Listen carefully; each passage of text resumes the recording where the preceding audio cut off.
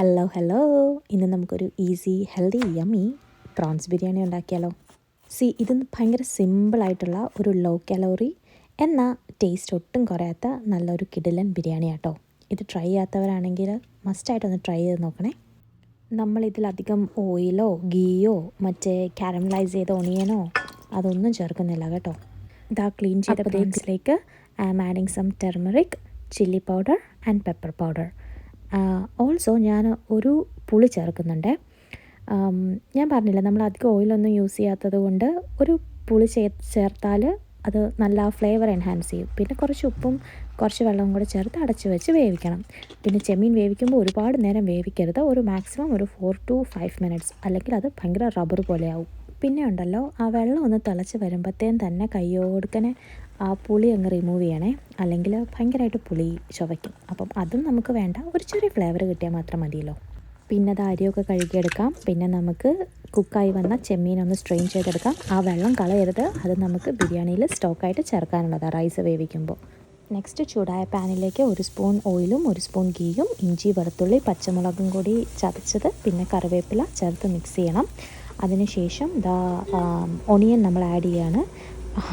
ആ ഒരു ഹോയ് വിട്ട ഒച്ചയും പിന്നെ സൈഡിൽ നിന്ന് ഇളക്കുന്നതും അകിലാണ് കേട്ടോ, എന്നെ നൈസായിട്ട് ഇടയ്ക്കൊന്ന് ഹെൽപ്പ് ചെയ്യാൻ വന്നതാണ്. വീണ്ടും മിക്സ് അത്രയൊക്കെ തന്നെ ഉള്ളൂ. മൊത്തം ത്രൂ ഔട്ട് ഈ ഒരു ബിരിയാണി ഉണ്ടാക്കാൻ ഞാൻ പറഞ്ഞ പോലെ ആകെ 1 സ്പൂൺ നെയ്യും 1 സ്പൂൺ ഓയിലും അത്രയും മാത്രമേ ചേർത്തിട്ടുള്ളൂ, അടുക്കി പിടിച്ചിട്ടൊന്നുമില്ല. അപ്പോൾ next we are going to add some nicely sliced tomatoes. എന്നിട്ട് വീണ്ടും കുറച്ച് നേരം ഇളക്കണം, അത്രയൊക്കെ തന്നെ ഉള്ളൂ. ഈ ഇളക്കും ഇത്ര സാധനങ്ങളൊക്കെ ആഡ് ചെയ്യുക. സത്യം പറഞ്ഞാൽ ഇത്രയും പരിപാടികളുണ്ടെങ്കിൽ തന്നെ ഒരു ബിരിയാണി തട്ടിക്കൂട്ടാവുന്നതാണ് കേട്ടോ ആർക്കും. പിന്നെ ഐ ഓൾവേസ് ഉണ്ടാക്കേണ്ട പോലെ ഉണ്ടാക്കിയാലും കഴിക്കേണ്ട പോലെ കഴിച്ചാലും biryani is the most healthiest dish. കാരണം അതിൽ നമുക്ക് കാർബ്സും പ്രോട്ടീനും ഒക്കെ കിട്ടുന്നുണ്ടല്ലോ. Okay, so now it's time to add some spices. നമ്മൾ വീണ്ടും കുറച്ച് മഞ്ഞൾപ്പൊടി, മുളക് പൊടി, കുരുമുളക് പൊടി, പിന്നെ മല്ലിപ്പൊടി, ഒരു ലേശം, മല്ലിപ്പൊടി വളരെ കുറച്ചേ ഞാൻ ചേർത്തിട്ടുള്ളൂ കേട്ടോ. മുളക് പൊടിയും മഞ്ഞൾപ്പൊടിയും ആണ് കൂടുതൽ ചേർക്കുന്നത്, പിന്നെ ഇച്ചിരി കുരുമുളക് പൊടി. ഇനി നിങ്ങൾക്ക് കുറച്ചും കൂടി ഓയിൽ വേണം അല്ലെങ്കിൽ കുറച്ചും കൂടി ടേസ്റ്റ് വേണം എന്നൊക്കെ ഉണ്ടെങ്കിൽ നിങ്ങൾ ഈ സ്പൈസസ് ആഡ് ചെയ്യുന്നതിന് മുന്നേ ഒരിച്ചിരി എണ്ണയോ നെയ്യോ ആഡ് ചെയ്ത് കൊടുത്ത് അതിലേക്ക് ഈ സ്പൈസസ് ഒന്ന് ചൂടാക്കി എടുത്തു കഴിഞ്ഞാൽ കുറച്ചും കൂടി ടേസ്റ്റ് കിട്ടും കേട്ടോ. നെക്സ്റ്റ് നമ്മളിതാ വേവിച്ച് വെച്ച നമ്മുടെ പ്രോൺസ് ഇട്ട് ഒന്നും കൂടി ഇളക്കി നന്നായിട്ട് മിക്സ് ചെയ്തെടുക്കുകയാണ്. ശേഷം നമ്മളിതാ കുറച്ച് യോഗേർട്ട് കൂടി ചേർത്തിട്ട് ഒന്നും കൂടെ ഒന്ന് മിക്സ് ചെയ്യാണ്. നല്ല ഒത്തിരി പൊടിയുള്ള തൈരാണെങ്കിൽ അധികം ചേർക്കരുത്, വളരെ കുറച്ച് ചേർത്താൽ മതി കേട്ടോ.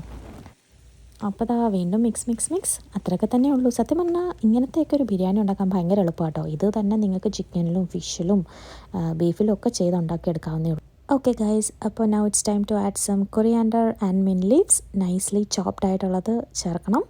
എന്നിട്ട് വീണ്ടും കുറച്ച് കൂടി നേരം മിക്സ് ചെയ്യണം. പിന്നെ നമ്മൾ സോക്ക് ചെയ്ത് കഴുകി മാറ്റി വെച്ച അരി ചേർക്കണം. അരി ചേർത്തിട്ട് ഒന്നും കൂടി നമ്മുടെ പ്രോൺസുമായിട്ടൊന്ന് മിക്സ് ചെയ്തെടുക്കണം. അപ്പോൾ ഒന്ന് മിക്സായി വന്നതിന് ശേഷം നമ്മൾ എന്താ ചെയ്യേണ്ടതെന്ന് ചോദിച്ചാൽ, നമ്മൾ ആദ്യം മറ്റേ പ്രോൺസ് വേവിച്ച് വെച്ച ആ ഒരു വെള്ളം കളയരുതെന്ന് ഞാൻ പറഞ്ഞില്ലേ, അപ്പോൾ അത് നമ്മൾ ലൈറ്റായിട്ട് ഇതിലേക്കൊന്ന് ഒഴിച്ചു കൊടുക്കണം. അപ്പോൾ നമ്മുടെ ബിരിയാണിക്ക് ആ ഒരു നല്ല പ്രോൺസിൻ്റെ ഫ്ലേവർ വരും കേട്ടോ. ആ വെള്ളം പോരാത്തതുകൊണ്ട് ഞാൻ കുറച്ചും കൂടി നല്ല ചൂടാക്കിയ വെള്ളം ചേർത്ത് കൊടുക്കുകയാണ്. നിങ്ങൾ തണുത്ത വെള്ളം ചേർക്കരുത്, എപ്പോഴും ചേർക്കുമ്പോൾ ചൂടായിട്ടുള്ള വെള്ളം ചേർത്ത് കൊടുക്കാൻ പ്രത്യേകം ശ്രദ്ധിക്കണേ. പിന്നെ ഇല്ലേ, ഞാൻ എപ്പോഴും വെള്ളം ചേർക്കുമ്പോൾ അങ്ങനെ അളന്നിട്ടൊന്നും അല്ല കേട്ടോ ചേർക്കാറ്. എപ്പോഴും നമ്മുടെ ആ ഒരു റൈസിൻ്റെ തൊട്ട് മുകളിൽ നിൽക്കത്തക്ക രീതിയിലാണ് ഞാൻ വെള്ളം ചേർക്കാറ്. അതെപ്പോഴും എനിക്ക് കറക്റ്റായി വരാറുമുണ്ട്. ഇനി അങ്ങനെ ചെയ്യാൻ അറിയാത്തവർക്ക് ഒരു ഗ്ലാസ് അരിക്ക് ഒരു 1.25 to 1.5 കപ്പ് വെള്ളം മതിയായിരിക്കും കേട്ടോ. ഓരോ അരിയും ഡിപ്പെൻഡ് ചെയ്തിരിക്കും, ബട്ട് സ്റ്റിൽ ഏകദേശം അതാണ് റെഗുലർലി ഓക്കെ ആകാറുള്ള ഒരു കണക്ക്. പിന്നെ അടച്ച് വെച്ച് വേവിക്കാം. അതിനുശേഷം ഇടയ്ക്കൊന്ന് ഇളക്കി കൊടുക്കണം. ഒരു 20 minutes അത് മതിയാവും. അത്രയേ ഉള്ളൂ, നമ്മുടെ ബിരിയാണി സെറ്റായിട്ടുണ്ട് കേട്ടോ. ഭയങ്കര യമ്മിയായിരുന്നു. എല്ലാവരും ഒന്ന് ട്രൈ ചെയ്ത് നോക്കണം.